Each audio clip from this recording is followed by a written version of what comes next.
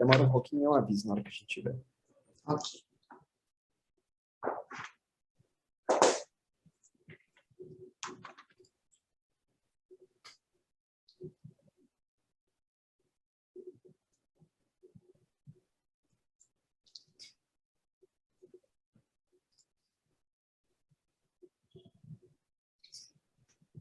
Professora Paula, muito boa noite. Já estamos ao vivo aqui com a SBN Ligas.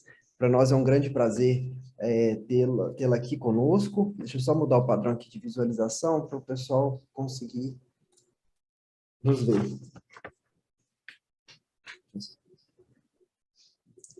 Nicolas, muito obrigada pelo convite para a aula.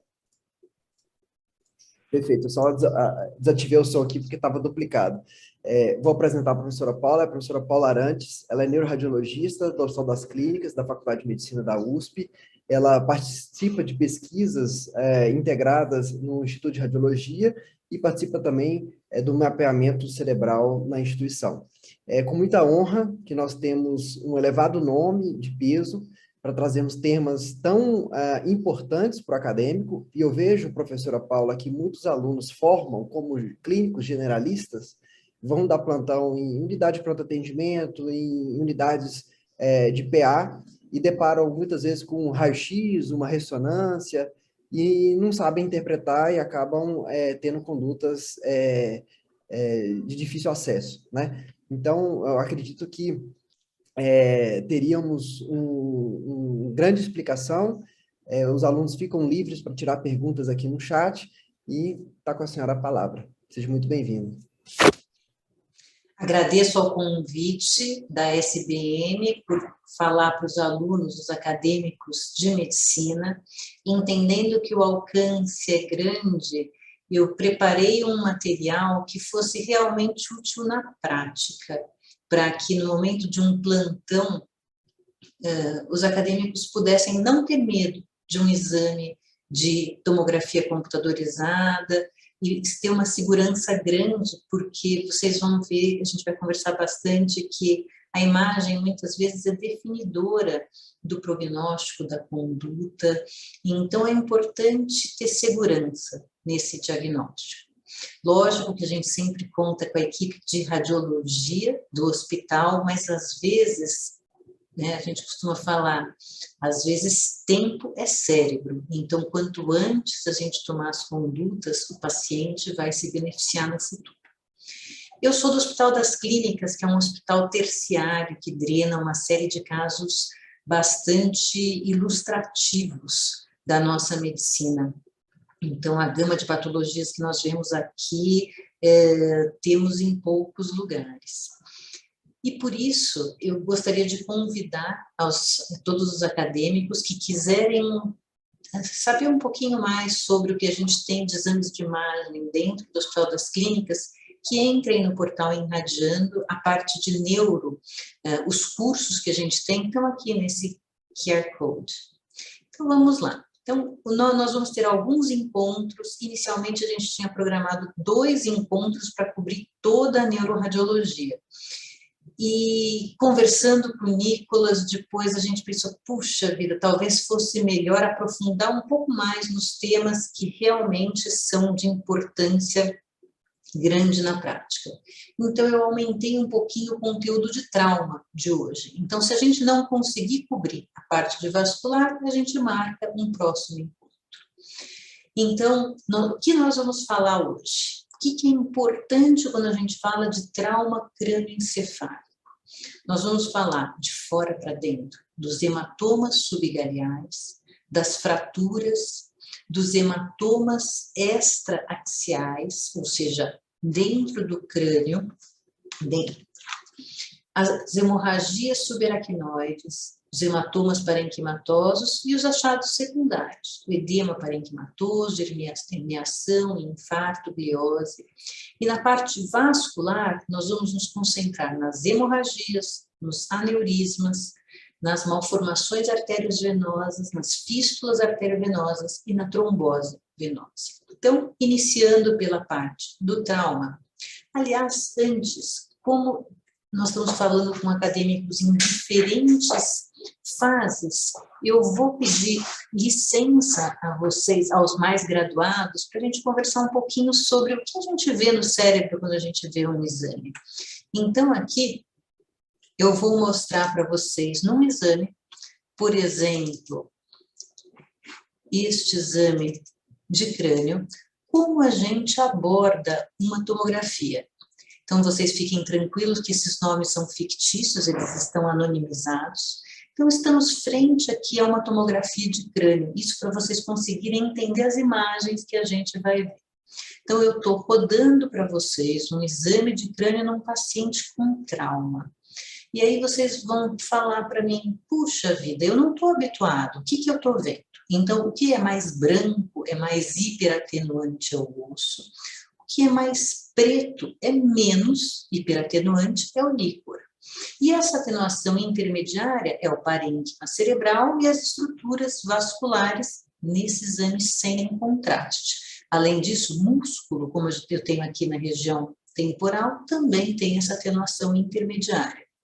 Gordura, como eu tenho aqui na região fora do crânio, então fora da lâmina óssea, eu tenho a gordura, ela também é hipoatenuante. E depois eu tenho uma faixinha, né, do tecido subcutâneo e pele, que voltam a ter essa atenuação intermediária.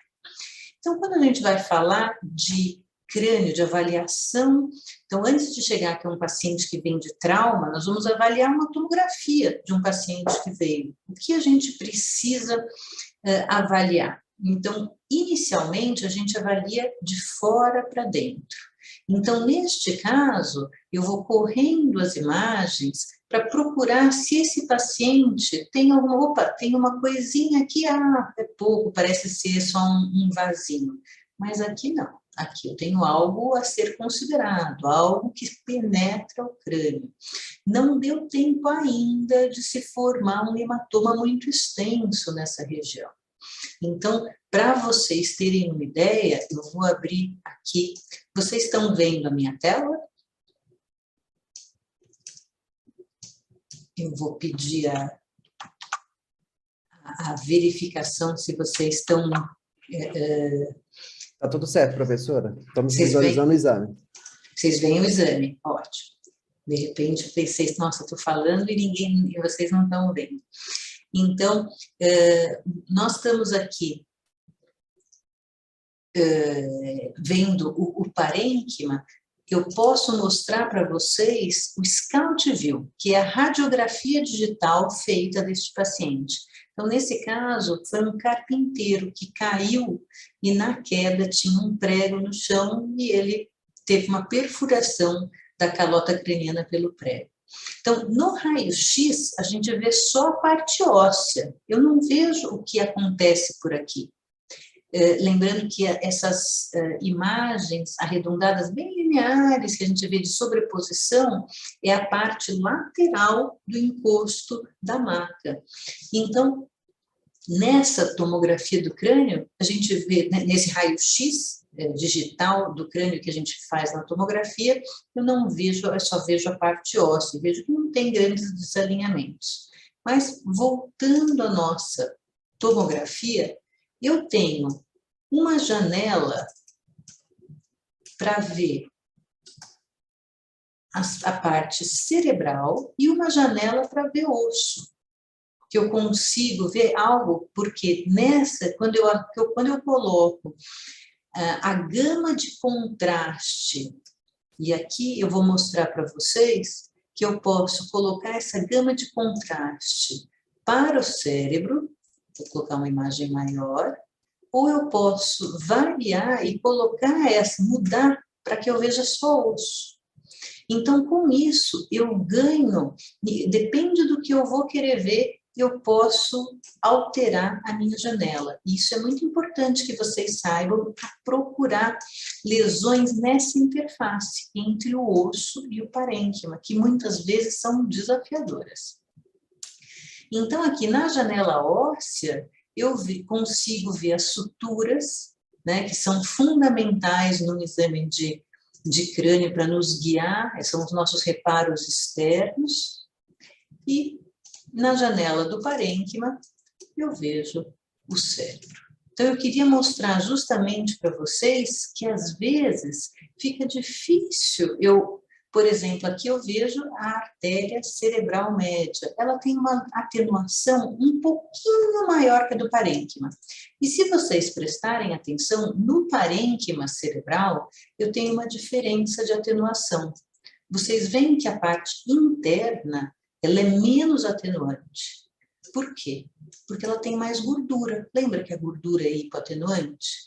Aqui eu tenho mielina, que nada mais é do que um tipo de gordura.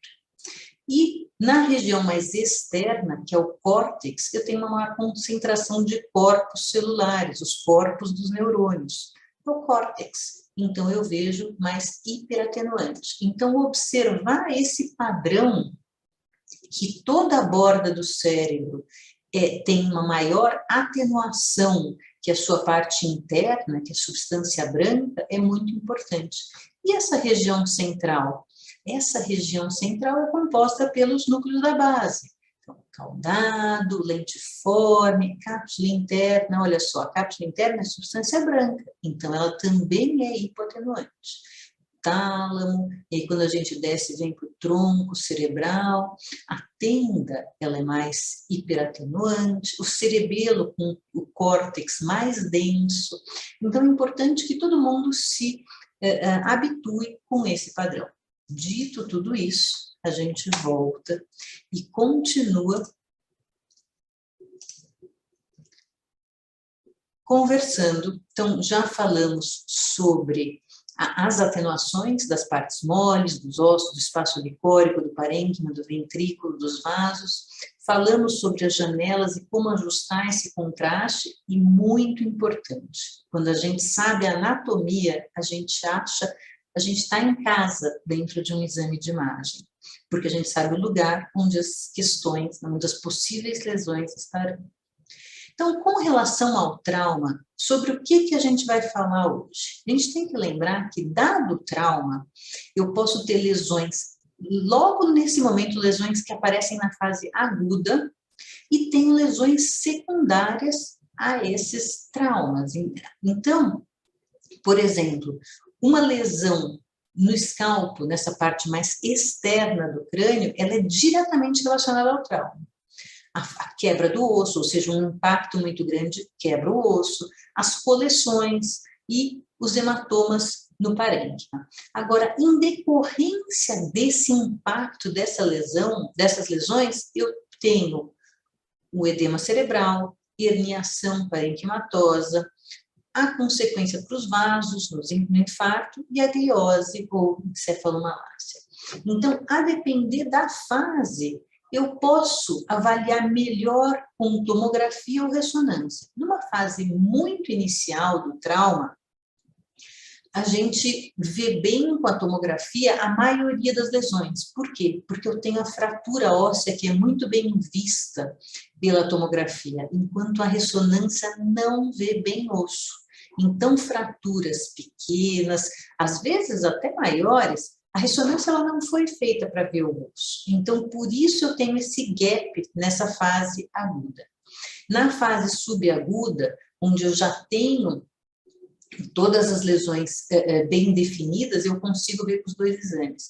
E, às vezes, a tomografia computadorizada, na fase crônica, ela não consegue me identificar tão bem quando o parênquima está voltando ao normal. Então, é interessante que vocês saibam que os métodos que a gente tem para avaliar, os métodos de imagem, eles são diferentes. Lembrando que a tomografia computadorizada é baseada em radiação, enquanto a ressonância magnética tem uma série de contraindicações por ser baseada no campo magnético. Então, vamos lá. Todo exame de neuro, a gente começa de fora para dentro a avaliação, ainda mais no trauma. Porque no trauma eu tenho uma dica importantíssima, que é onde eu tive exatamente o contato da lesão externas. E aí, com isso, onde eu posso ter lesão? Primeiro, eu posso ter lesão só no complexo da pele, né? Então, pele e tecido subcutâneo. E quando eu tenho uma lesão muito superficial, eu não tenho, a minha consequência é mais um extravasamento mais seroso do que hemático. É muito comum nas crianças e é muito comum no parto, né? Então, aquelas bosses. Agora, se eu atinjo, se a minha lesão atinge uma camada um pouco mais interna, eu fico eu passo a ter para baixo do subcutâneo, né? Então, essa é a hemorragia da galha preneurótica. O que é importante a gente notar? Que essas duas lesões mais superficiais, elas não têm relação com as suturas ósseas. Então, elas acabam passando. Enquanto, se a lesão for abaixo da lâmina do periósteo da calota craniana, essa lesão ela vai parar em todas as suturas, porque o periósteo acaba aqui, ele recobre a sutura também. E aí nós vamos ver alguns exemplos dessas lesões do escalpo. Então, inicialmente, a bossa, que algumas crianças, né, durante o parto, principalmente, surge. Então, primeiro, todas essas lesões são para fora da calota craniana. E a gente vê como uma atenuação um pouco heterogênea, mas mais hipoatenuante, porque é um componente muito mais de soro do que de sangue, né? Então, é o extravasamento do espaço extravascular, para o espaço extravascular. Outro exemplo que a gente tem aqui é o famoso hematoma subgaleal, ou seja, extravasou sangue, rompeu o vasinho. E a gente tem coleções fora da calota craniana que não respeitam sutura. Então, aqui no meio, a gente tem a sutura coronal. Aqui, ó, a gente tem a sutura coronal. E olha só, a coleção está passando. Então, eu tenho segurança em falar que isso daqui é subgaleal. E o terceiro tipo, que é aquele hematoma que está debaixo do periósteo, é o cefalohematoma. Então, aqui eu tenho uma ressonância magnética, né, diferente das tomografias que a gente estava vendo. Lembrar que a ressonância elas têm várias sequências, dependendo dos tempos que eu uso para fazer as inversões dos espinhos do nosso corpo. Então, por isso que a tomografia a gente vai ver uma imagem só, e na ressonância eu posso mostrar diversas sequências com comportamento diferente da substância branca. Por exemplo, aqui é um T1 e aqui é um T2. Né? Então, eu tenho o diferente, a substância branca aqui está mais branca, enquanto a substância branca aqui está mais preta. Então, só para vocês terem essa noção. Mas olha só que interessante, a coleção, ela acaba na sutura. Ela vem até a sutura, mostrando que ela está delimitada pelo periósteo. Nesse caso, eu tenho até um pouquinho também de um hematoma subgaleal junto, mas o grosso é esse cefalohematoma. Bem, para a gente falar na avaliação do trauma dos ossos, é fundamental que a gente conheça a anatomia. Então, é fundamental saber onde está a sutura coronal, onde está a sutura lomboidoide, a sutura sagital, e assim por diante. Para a gente diferenciar uma fratura de uma sutura, o que a gente pode usar? Então, eu acho que essa representação 3D é ótima para a gente fazer essa diferença. Nos adultos, a sutura está quase fundida, mas a gente ainda vê um rendilhado, bastante irregular na topografia, que a gente sabe que é a junção dos ossos. Então, eu sei que aqui tem a junção do osso temporal com o osso parietal. E aqui, do temporal com o osso frontal. Agora, eu vejo um traço reto, sem rendilhados, nessa região. Isso aqui não é sutura, isso é um traço de fratura. Então, vamos ver os tipos de traço de fratura que a gente tem. Então, nesse caso, por exemplo, olha, eu tenho aqui a sutura, uma outra dica muito importante. A sutura, ela é recoberta por uma ossificação dos dois lados, porque eu tenho periósteo, lembra que a gente falou que o periósteo vem pela sutura? Então, eu tenho na sutura uma densificação, né, é a cortical do osso, que recobre dos dois lados. E se a gente seguir nesse caso, esse trauma, né? Então a pessoa não sabe dizer o que bateu na cabeça. E a hora que a gente vê aqui, opa, tem uma descontinuidade nessa região. Um traço aqui e outro traço aqui. Aqui, olha a diferença da sutura. Eu não tenho essa hiperatenuação marginal. Ela é reta, ela não é rendilhada. Então, nesse caso, esse é o correspondente daquele caso que eu mostrei para vocês. Então, num corte aqui, ó, mostrando esse traço de fratura e esse traço de fratura nessa região. A fratura, nesse caso, ela é uma linha. São duas, né? São duas linhas, mas ela é linear. Agora, muitas vezes, ela pode ser... Quando a gente tem um afundamento, são múltiplos traços de fratura e acabam formando até ilhas ósseas, né? Então, aqui a gente pode ver até a quina de onde o micro-ondas entrou na cabeça desse indivíduo. Foi um trauma que ele bateu na quina do micro-ondas. E aqui a gente consegue ver com múltiplos fragmentos. Então, olha só, eu não tenho densificação nas bordas das fraturas. Nesse caso, a gente já vê outras coisas que a gente vai chegar no tempo. Outro tipo de fratura é a fratura da base de crânio. Então, na fratura da base de crânio, a gente vê, são ossos mais compactos. Então, nessa região, eu não consigo usar aquela minha... Isso aqui é uma sutura, e eu vejo ossificação dos dois lados, ela é mais irregular. Agora, esse osso, ele já é denso totalmente. Às vezes, ele tem algumas áreas um pouco menos opacas. E aqui a gente vê, olha, que na borda desse traço linear, eu não vejo ossificação nele inteiro, e é muito reto. Então, aqui eu vejo uma fratura. Desse lado também, olha, eu vejo uma fratura grande que vem até a região do ouvido interno, dos dois lados. Então, as fraturas de base de crânio, elas muitas vezes não têm desalinhamento e a gente não pode usar essa dica, né, da ossificação, como por exemplo nesse caso. Aqui eu ainda consigo. E é muito importante que a gente veja desalinhamentos. Então, por exemplo, aqui ó, eu tenho outro traço de fratura aqui com o desalinhamento e inclusive inundação de sangue no seio esfenoide, né, no esfenoide esquerdo.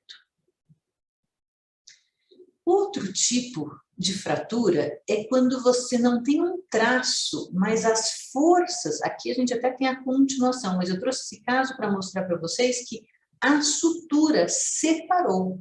Então, com a força do impacto, houve uma diástase da sutura coronal, nesse caso. Então, o traço, eu tenho um traço de fratura que se continua a partir dela, mas numa boa parte houve forças que separaram a sutura coronal. Então, quando eu mexo com esse tipo de força, eu acabo criando uma diferença de pressão aqui dentro. E a chance de ter um cisalhamento vascular por perto é maior, aumenta. Outro tipo de fratura, a gente acaba não vendo traço nas crianças. A criança tem uma composição óssea diferente, é um osso mais molinho. Então, é chamada fratura em ping-pong, como uma bolinha de ping-pong. Às vezes a gente não aperta, ela afunda e depois volta, se você apertar um pouquinho para trás. O osso da criança é assim, olha só. Então, ela aperta e depois a gente coloca...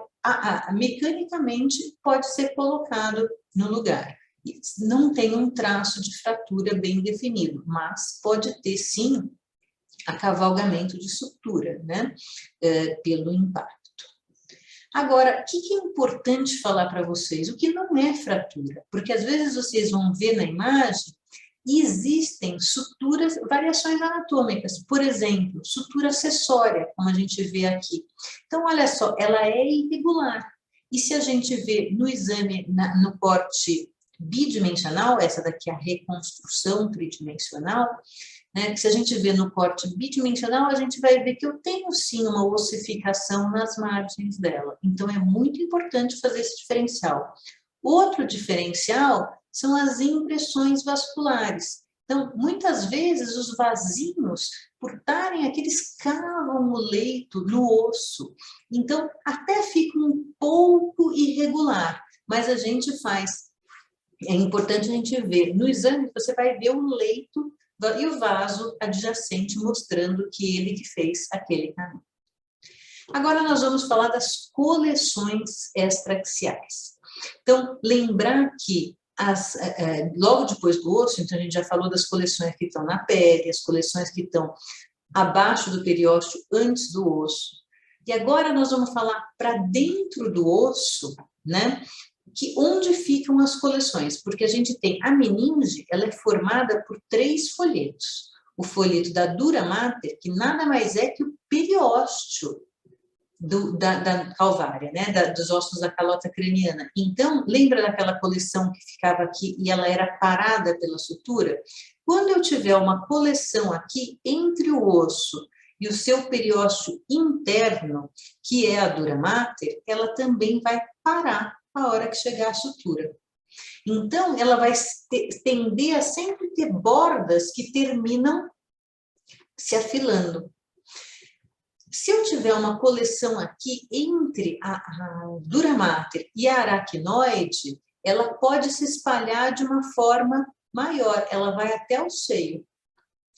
E se eu tiver uma coleção aqui abaixo, né, abaixo da aracnoide, aí o sangue se espalha e delineia todos os sulcos corticais. Fica nesse espaço, né, no espaço subaracnoide. Então, vamos lá. O primeiro dos hematomas que eu vou falar, das coleções hemáticas, é o hematoma extradural ou epidural. Ele fica exatamente entre o osso e a dura mater. Ele é externo à dura mater. Então, por isso o nome epidural ou extradural. Olha só. Então, essa é uma forma que eu gostaria muito que vocês guardassem. É uma lente, como se fosse uma lente de um cristalino, uma lente biconvexa. Por quê? Em geral, nas pontas, ela tende a ficar mais fina, porque ela é parada pelas suturas. Ela é difícil de você descolar o espaço entre o osso e o periósteo. Então, ela vai tender a ser mais fina nas suas bordas. Então, nada é decoreba, a gente tem que entender o que tem na imagem. Então, na imagem tem um brancão, que é um sangue, né? Aí você vai falar assim, Paula, mas você não tinha mostrado aquela artéria cerebral média, que ela estava lá dentro, tinha uma atenuação muito parecida com o parênquima, mas por que ficou brancão aqui? Aí a gente tem que lembrar que quando eu tenho um extravasamento do sangue, existe uma transformação da oxihemoglobina em desoxihemoglobina, da desoxihemoglobina em metahemoglobina intracelular e depois, extracelular, e aí com isso se alteram as propriedades do ferro da hemoglobina e ela passa a ter atenuação diferente. Então, quando extravasa do vaso, quando sai do vaso, tem essa baita dessa atenuação. Então, por isso é uma coleção hemática. Eu tenho também um hematoma subgaleal aqui, que me indica. Quando eu vou na janela óssea, eu consigo identificar o traço de fratura, que fica mais visível aqui na reformatação 3D. Então, aqui você já tem algumas dicas. Às vezes, fica mais difícil de ver no 2D, quando eu estou vendo imagem por imagem, então vale a pena fazer uma reformatação tridimensional, para eu ver, olha, é bem linear, diferente dessa sutura. E aqui, olha o trajeto. Está no trajeto que eu pego a artéria meningea média. Por isso, eu tive um cisalhamento da artéria meningea média e ela inundou com sangue esse espaço. Então, por isso que eu tenho esse hematoma extradural, que a origem dele é arterial. Qual que é a diferença desse tipo de hematoma extradural deste tipo de hematoma? Olha só, eu tenho uma atenuação diferente dentro da coleção. Isso indica o quê? Lembra que eu falei que o sangue ele vai mudando, a hora que ele sai do vaso, ele vai se transformando à medida que o tempo vai passando? Se eu tenho uma atenuação heterogênea, isso daqui é um sinal de muito alerta, porque esse hematoma ele está ativo, ele continua recebendo sangue mais novo. Então, esse sangue mais hiperatenuante tem mais tempo do que esse sangue que está aqui. Então, esse é um hematoma extradural arterial em atividade. E aqui está o traço de fratura, né, mostrando a fratura desse que originou esse hematoma. E esse tipo de hematoma, no que ele é diferente desse daqui, por exemplo? Olha a localização, ele é um hematoma posterior. E se vocês forem ver, eu tive uma fratura inclusive cominutiva, eu tenho vários fragmentos pequenininhos. Em que lugar? No seio. Então, aqui eu tenho um seio venoso, por isso que é muito importante saber a anatomia. Quem está passando aqui nessa fratura? O seio venoso. Então, eu tive um extradural por rotura do seio venoso, que é uma pressão muito grande. E aí ele entrou dentro desse espaço extradural ou epidural. Aqui a demonstração dessa fratura com afundamento. Então, esse é um hematoma extradural venoso. Aqui agora, então, a gente tem aquele segundo tipo de hematomas. Então, a gente já falou do extradural, aí a gente tem a dura, que é o periósteo, e para baixo dela. Então, para baixo dela, olha só, aqui tem a sutura coronal e ele nem se alterou pela sutura coronal, continuou indo, deu toda a volta, porque ele está abaixo desses planos. Então, o sangue vai se espalhando debaixo da dura, entre a dura e a aracnoide. Então, esse tipo de hematoma, ele acaba se amoldando aos espaços. É muito mais comum na superfície externa, né? Então, aqui é um caso, que é um hematoma subdural agudo, mas ele também pode acontecer na superfície falcina, né? Então, aqui é um hematoma subdural interno, né? Parafalcino. Então, aqui a fissura interhemisférica do lado esquerdo e a fissura interhemisférica do lado direito. Ela está meio que tomada, olha, está aqui, a gente vê uma parte, mas está tomada por sangue. Ainda dentro dos hematomas, você vai falar assim, puxa vida, que difícil de saber onde é que está o hematoma desse lado. E por isso que eu dei a dica para vocês. Vejam as janelas. Porque se você altera o contraste, olha só como vai ficar mais fácil visualizar que eu tenho uma lâmina, aqui já dava para ver, mas eu tenho uma laminazinha de hematoma subdural. Isso daqui, em geral, a conduta é expectante, diferente da conduta desses outros, né? Principalmente desses hematomas extradurais, que requerem, sim, a sua drenagem, né? Então, são hematomas muito pequenininhos que merecem, sim, acompanhamento, esse tipo de hematoma laminar. E aqui, para mostrar para vocês a fraturinha que ocasionou esse hematoma subdural agudo laminar. Outro tipo de hematoma subdural. Puxa vida, está difícil de identificar aqui. Eu só vejo que os dois lados estão assimétricos. E lembra que eu falei para vocês? O córtex ele é mais hiperatenuante e a substância branca é hipoatenuante.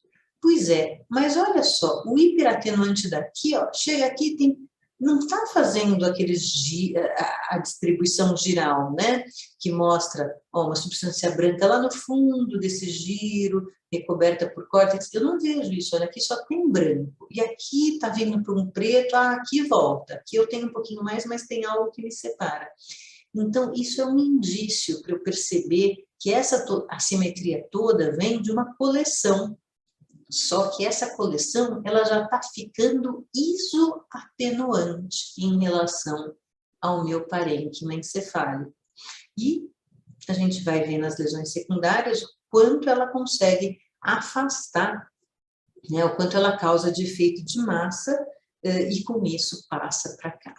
Aqui na janela óssea, né, para a gente identificar a fratura, e aqui no pós-contraste ficou mais evidente, porque os vasos delaminam os giros e com isso a gente vê essa coleção subdural crônica, subaguda, né? Inclusive, se vocês virem, o paciente está deitado para fazer essa tomografia. E com isso a gente vê que essa coleção ela é mais hiperatenuante nessa parte posterior do que na parte anterior. Por quê? Porque nessa reorganização hemática, as moléculas, né, a parte da hemoglobina mais pesada vem para a parte de baixo. Às vezes chega a formar até uns níveis hemáticos dentro. E o hematoma subdural crônico, ele já é todo heterogêneo, mostrando algumas septações internas, como a gente pode ver aqui. Então, nesse caso, houve o trauma há um grande tempo. E desse lado, assim, nossa, eu tenho uma outra coleção, nós já vamos falar disso, e também tem a ver com o trauma. É esse daqui, é o higroma subdural pós-traumático. Então, depois de um hematoma, ele pode evoluir para esse aspecto crônico, todo septado, ou ele pode reabsorver todo o conteúdo hemático. E em reabsorvendo o conteúdo hemático, a gente vê nessa tomografia e nessas ressonâncias que ele fica com a detonação muito próxima ao do líquor, e só fica aquele espaço separado, uma lesão benigna e expectante. E muitas vezes essas coleções todas elas acontecem ao mesmo tempo. Então eu tenho aqui um hematoma subdural. Desculpe. Eu tenho um hematoma subdural crônico e um hematoma subagudo. Então mostrando as atenuações diferentes. E aqui eu tenho, e os dois viraram higromas subdurais, mostrando a evolução com o tempo. Além disso, outro tipo de coleção extraaxial é a hemorragia subaracnoide. Então, a gente estava entre a dura e a aracnoide, e agora a gente vai entre o folheto da aracnoide e o folheto da pia mater. Lembrando que a pia mater recobre toda a superfície geral.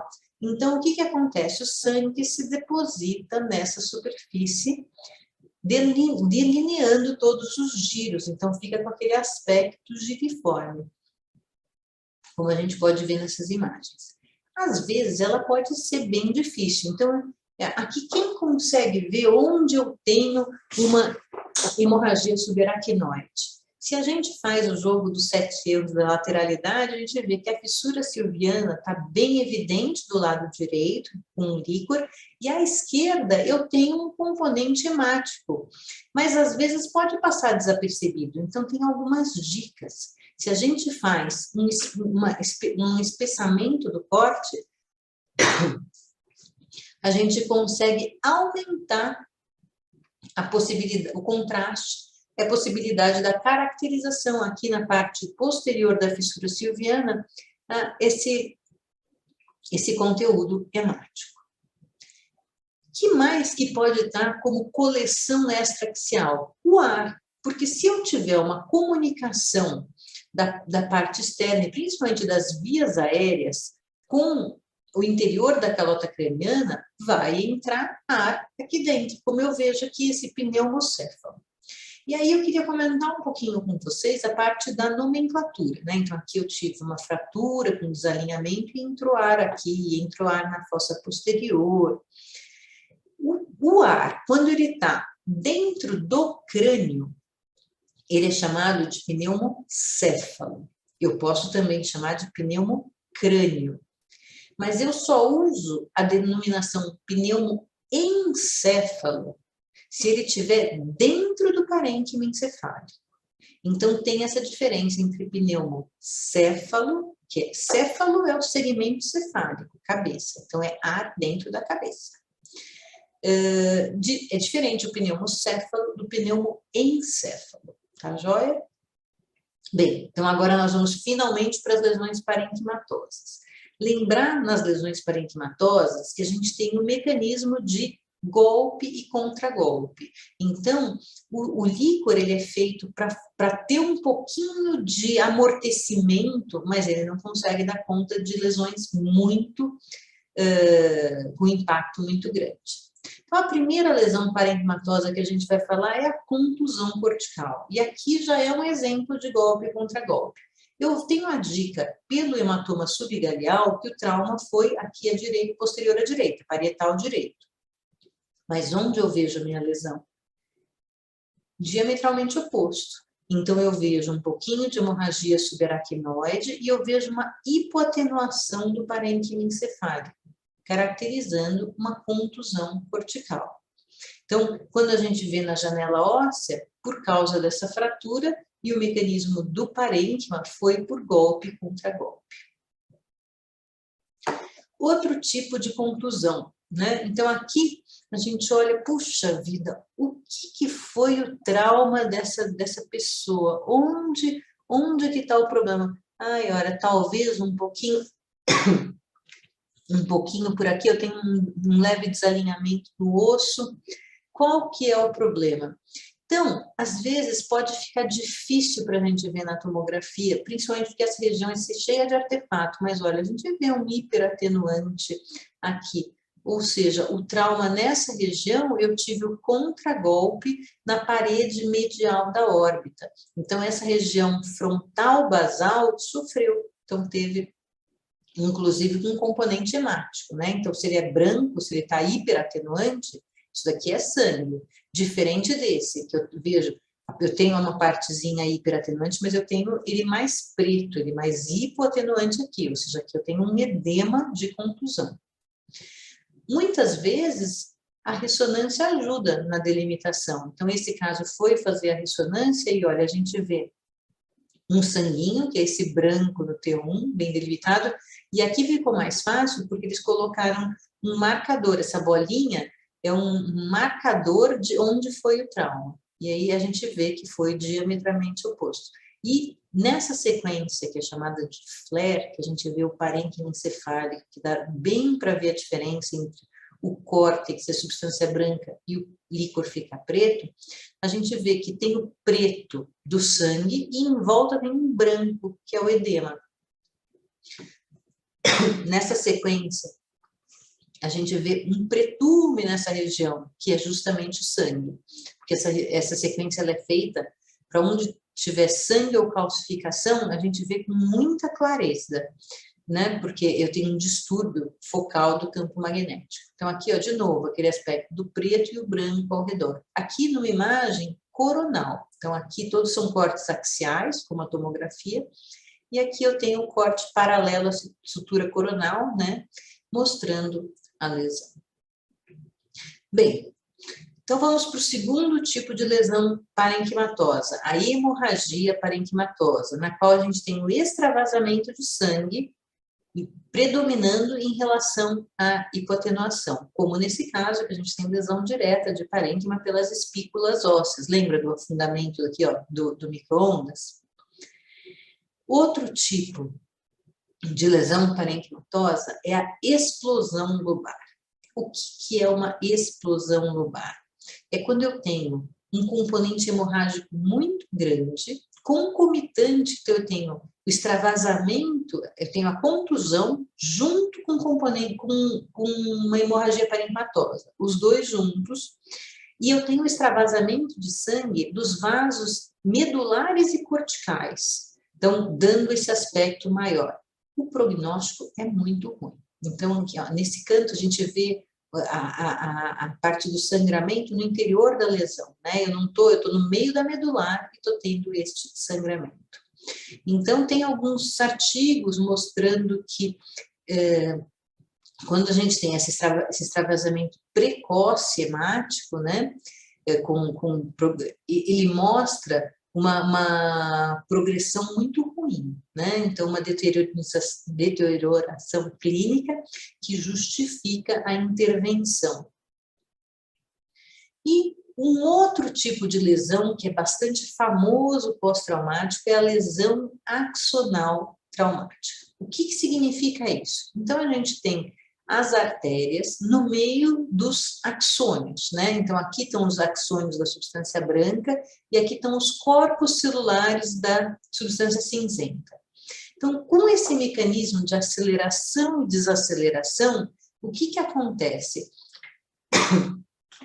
eu tenho uma elasticidade um pouquinho maior aqui, então, entre os corpos celulares e a substância branca, né, onde eu tenho a raiz dos axônios, ele acaba se partindo. Então, é aqui que eu tenho algumas fibras que se partem, e por isso são alguns pontinhos, e a gente acaba vendo esse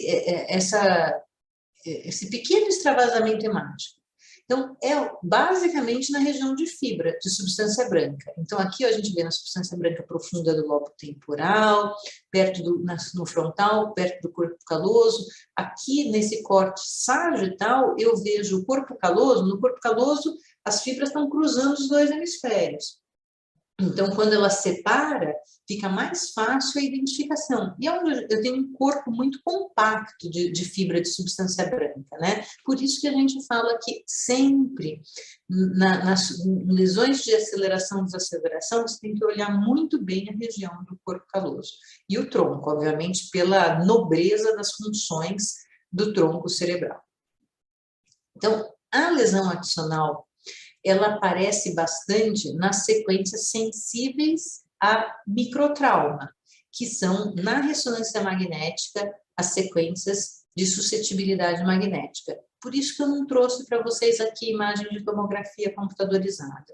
Ou seja, microtrauma na tomografia é muito difícil ver. A gente vê quando ele já fica um pouquinho maior. Às vezes a gente até consegue ver uns pontos de hipoatenuação, mas a gente não consegue, é raro ver os componentes hemáticos. E aí, esse tipo de lesão, né, de aceleração, desaceleração, acontece nos bebês dando um outro tipo de lesão, que é a síndrome do shaking baby, que é como se eu tivesse um monte de lesão axonal difusa e pode dar, inclusive, com componente intracortical. Então, aqui, uma criança, né, um nenezinho chacoalhado pela mãe, né, vítima de maus tratos, que tem aqui, olha, a gente vê coleção, né? Além da coleção aqui ao lado, a gente vê toda essa parte, teve uma isquemia consequente, e aqui a regiões hemáticas, né, de depósito hemático, consequentes a esse chacoalhamento. Agora nós vamos para as lesões secundárias. Então, depois do trauma, por causa das lesões pré-definidas, surge, então, primeiro, no parênquima, o efeito de massa, seja de uma coleção ou de um hematoma intraparenquimatoso. Se aumenta muito a pressão em algum lugar, o parênquima é molinho e ele vai tender a fugir para o lugar onde tem menos pressão. Então, se um lado tem muita pressão, por exemplo, ele vai fugir para o outro lado ou vai fugir para baixo. Quais são os lugares de fuga do parênquima encefálico? O giro do cíngulo. Então, ele passa debaixo da foice cerebral, formando a hérnia subfalcina. Outro lugar que é muito comum, é muito perigoso, né? A gente ter a fuga do parênquima encefálico. É no uncus, essa região medial aqui do lobo temporal, na porção mais anterior, o giro hiparahipocampal forma um ganchinho que é chamado de uncus. E quando aumenta a pressão, ele cai lá para baixo. Qual que é o grande problema? Ao vir para cá, ele ocupa um espaço, a fossa posterior não é assim uma mansão, né? A fossa posterior já é uma kitnet, está tudo bem encaixadinho, não dá para pôr mais gente lá sem ter prejuízo para ninguém. E aí ele vai afastar quem? Justamente o tronco cerebral, que é onde eu tenho funções nobres. No tronco que eu tenho centro respiratório, centro da pressão, então as consequências são graves quando eu tenho uma herniação uncal. E da fossa posterior, o cerebelo foge para a região da coluna, da medula, né? Então, ele vai ocupar o espaço subaracnoide aqui da medula. E aí, como eu tenho a mobilidade cervical, eu posso comprimir porções do parênquima cerebelar.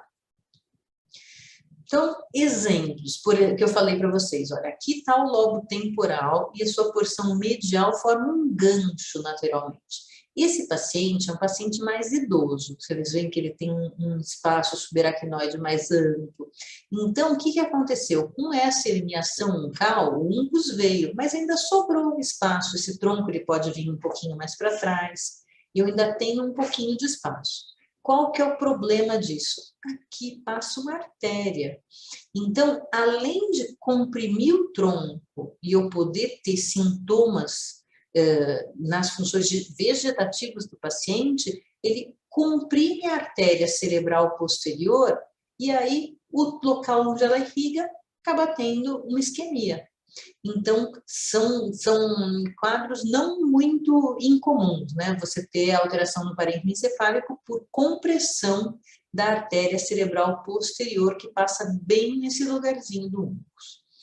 Aí, ó, aqui eu tenho uma grande coleção que causou um baita de um efeito de massa, empurrou o ventrículo, ó, isso aqui é o ventrículo lateral esquerdo que veio para cá. Isso daqui, a substância branca, à esquerda, ela está na linha mediana. Então, olha onde está o giro do símbolo, aqui para frente. Já a herniação subfalcina, ela não tem uma implicação direta tão grave, mas é um parâmetro para a gente ver como tem efeito expansivo nessa região. Normalmente, a gente costuma dar, a gente coloca a linha das estruturas medianas aqui, né, na região da foice, e a gente calcula o desvio das estruturas da linha mediana pela distância entre o septo pelúcido, né, o septo interventricular, e essa linha, para a gente ver e acompanhar se esse efeito expansivo está diminuindo ou não. Aqui eu tenho não só a herniação subfalcina, mas eu tenho a herniação através da tenda cerebelar, herniação transtentorial descendente. Então, aqui, olha, eu não vejo espaço nenhum na região do tronco. Essa é muito grave. Além disso, a gente vê esse efeito de massa, né, muitas vezes ele pode comprimir aqui na região e dar o que a gente chama da hemorragia de Doret. Por quê? A amígdala vem para cá, comprime, e no tronco eu acabo tendo focos de hemorragia, e hemorragia nos núcleos dos nervos cranianos, dos núcleos que controlam, né, dos centros respiratórios, isso tem uma consequência bastante grave. Além disso, a gente pode ter lesões vasculares. Então, com a fratura, com o tempo, eu não tive uma ruptura, por exemplo, a meningea média, ela tem uma lesão e pode dar uma coleção. E se ela só tem um cisalhamento, escapa uma parte do sangue e ela faz uma bolsa de sangue e consegue se conter? Isso é a formação do pseudoaneurisma. Pseudoaneurisma é quando você não tem, não são todas as camadas que formam um aneurisma. Nesse caso, ele lacerou umas camadas internas, o sangue fugiu, mas ele ficou contido ainda.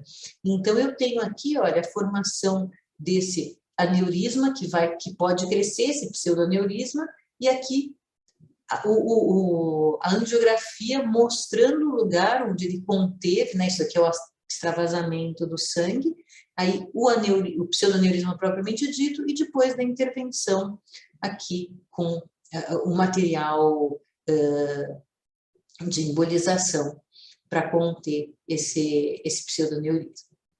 Outra lesão vascular que pode dar também, então aqui a gente tem fraturas na região da mastoide, a gente já viu esse caso, né?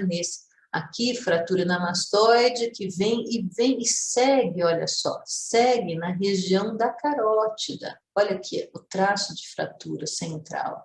Tanto que vem aqui para o seio esfenoide. E o que a gente tem? Um monte de formaçãozinha, porque eu tive lesão de vaso vasório e comunicação do seio cavernoso com a carótida interna. Olha só a artéria, aqui a veia oftálmica que ficou arterializada pela essa complicação que é a fístula carotídeo cavernosa. Então, a gente vê várias alterações vasculares nessa tentativa de compensação. Outro tipo de consequência também é a lesão nervosa, né? Então, se a gente vê pós-trauma, que uma pessoa acaba tendo esse estrabismo convergente, isso é lesão do abducente, do sexto nervo craniano. O sexto nervo craniano, a gente vê aqui na região da base, e opa, a gente vê o direito e não consegue ver o esquerdo, só vê na posição aqui, ó, ele indo, quando ele está entrando no canal intraósseo, que é o canal de Dorello.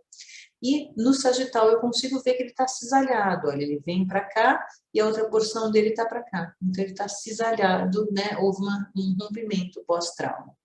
Outras lesões secundárias são as fístulas licóricas, então, principalmente na fóvea etimoidal, né? Então eu tenho aqui a fóvea etimoidal, ela se rompeu e aí fica babando líquor aqui no seio, e a pessoa fica com aquele aspecto como se estivesse escorrendo o tempo inteiro conteúdo, e na verdade é líquor, né? Então, a fonte de infecção. Outra lesão secundária é a formação de cisto leptomeningeo. Então, a gente tem aqui, né, uma disjunção, e aí a formação, no começo é só um aumento pressórico, e aí aqui a gente vê que a meninge está bem alinhada com o osso, mas depois a gente vê que existe essa herniação, né, mostrando o conteúdo encefálico para fora dessa disjunção. E complicações, né, já crônicas de trauma, né, secundário mais crônico, é a redução volumétrica do parênquima, seja da contusão, da hemorragia, com reabsorção da hemorragia. Então, aqui na região frontal, a gente vê essa hipoatenuação mostrando uma gliose, né? Então, na região temporal polar, na região frontal basal e aqui na região temporo-occipital. Nesse caso, a gente vê, quando a gente vê esse aspecto de imagem, foi feita uma craniectomia. Então, provavelmente, tinha um edema tão grande, que se não tirasse o osso, ia ter aquelas herniações, aquelas lesões compressivas. Então, a conduta é fazer essa craniectomia. Muitas vezes se guarda o flap da calota no próprio indivíduo. Então, guarda na região abdominal e às vezes esse flap acaba infectando e não consegue colocar no lugar depois. Mas, e aí isso daqui a gente chama de síndrome do trefinado, que é quando você tem uma redução volumétrica do parênquima e ele não tem mais a conformação da calota craniana, então tem essa redução volumétrica no local. Então, essas foram as lesões traumáticas. A gente se estendeu bastante, olha só, estou aqui, fiquei falando para vocês quase 1 hora, mas é importante que vocês guardem que precisa saber anatomia para saber de onde você está falando e vai minimizar o teu erro durante a avaliação do exame. Se você fizer um diagnóstico rápido e preciso, você poupa cérebro. Então, isso é muito importante. E lembrar que os métodos de imagem eles podem estimar o prognóstico, então vale a pena ser valorizado. Gostaria de agradecer mais uma vez, me coloco à disposição para qualquer dúvida, se vocês quiserem me mandar por e-mail, e se quiserem perguntar agora, eu fico completamente à disposição, a gente volta nos slides, a gente faz eu fico disponível uns minutinhos para pergunta. Obrigada pela atenção de vocês, e para quem quiser mais, aqui na nossa página da Neuro, do Instituto de Radiologia do Hospital das Clínicas, da Faculdade de Medicina da USP, a gente tem alguns cursos de imagem, tem cursos para acadêmicos, cursos de anatomia, curso de emergências, pegando toda a parte de neuro. Então, quem tiver interesse, nós estamos à disposição. Nicolas, agora eu fico à sua disposição. Você tem perguntas de alguém? Como que a gente faz? Professora, já coloquei aqui no chat, então estou aguardando o pessoal ter algumas dúvidas. Primeiro, eu queria agradecer a senhora a excelente objetividade, excelente didática da nossa aula. Eu acho que eu, como professor aí de universidade, como a senhora, a gente lida muito com o acadêmico e a gente sente essa dor quando eles logo formam e vão para a atividade prática. E justamente isso, eu vejo essa imagem que tem hipodensidade, mas talvez não tenha essa malícia de melhorar o contraste da imagem, ou às vezes ver que ela está rodada, ou ver que é do mesmo paciente, que pode ser trocada. Então, aquela explanação inicial da senhora de, peraí, vamos reconhecer, isso aqui é uma tomografia, uma ressonância, isso aqui em que fase que está, essa lesão é um artefato, não é? Isso aqui faz parte da anatomia. Então, eu acho que essa grande mensagem para os alunos, ela é fundamental, que é o reconhecimento inicial, primeiro, que tipo de imagem que nós estamos lidando, segundo, que tipo de situação que a gente está, de anatomia que nós queremos ver, e se tiver um achado alterado, o que, que isso significa, né? Se for uma coisa exuberante, pedir ajuda de especialista, de radiologista, e depois, junto com o neuro, né, para a gente ver que impacto que isso aí tem na doença do paciente. Então, isso é de fundamental importância. Eu vejo que é um gargalo muito intenso de colegas que estão aí na porta do atendimento, e eu já vi, professora, situações assim, da circunstância de que o colega pede o exame e fica lá, aguarda o laudo. Isso o paciente tem um hematoma extradural, como a senhora comentou, que é uma urgência, e ele fica 3, 4 semanas esperando um laudo ali. A gente sabe que hoje, por telemedicina, a gente consegue os laudos com maior facilidade, mas no interior ainda temos dificuldades, e aí atrasa a conduta. E eu acho que a finalização da apresentação da senhora, que tempo é cérebro, é fundamental. Então, eu acho que o reconhecimento dessas doenças, de que algo não está bem, de que pode ser cirurgia, reconhecimento de fraturas. Uma coisa que me chamou muita atenção é a lesão axonal difusa. Então, eu queria que a senhora comentasse um pouquinho, enquanto o pessoal coloca algumas perguntinhas aqui, sobre os desafios que é a lesão axonal difusa, porque a gente não enxerga muito bem, existem alguns achados incipientes, mas que dão alterações clínicas importantes para o paciente.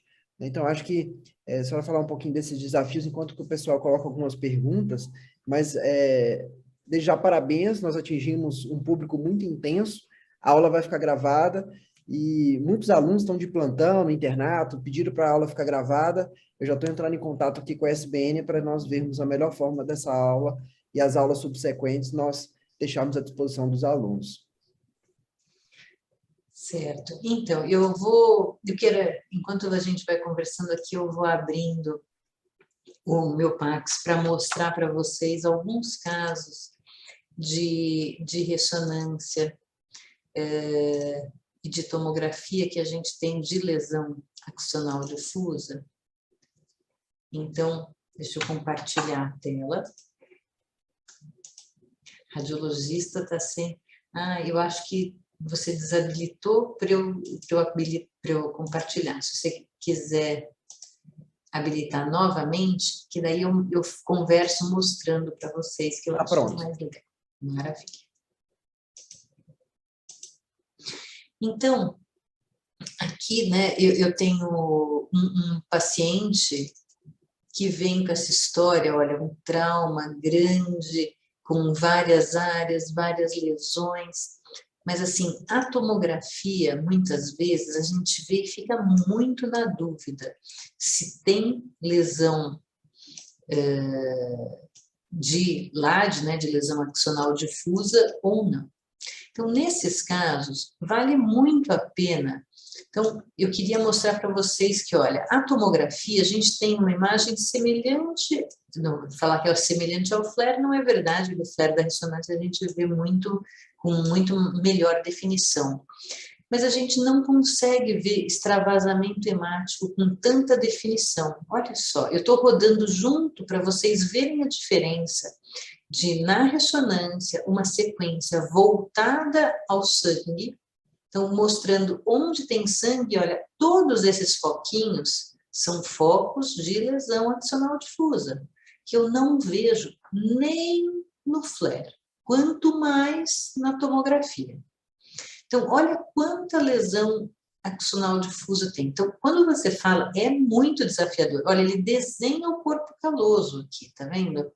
Ele pega o corpo caloso, é bem frequente aqui no esplênio do corpo caloso, mas em toda a substância branca. E a gente não vê nas outras sequências, que dirá na toma.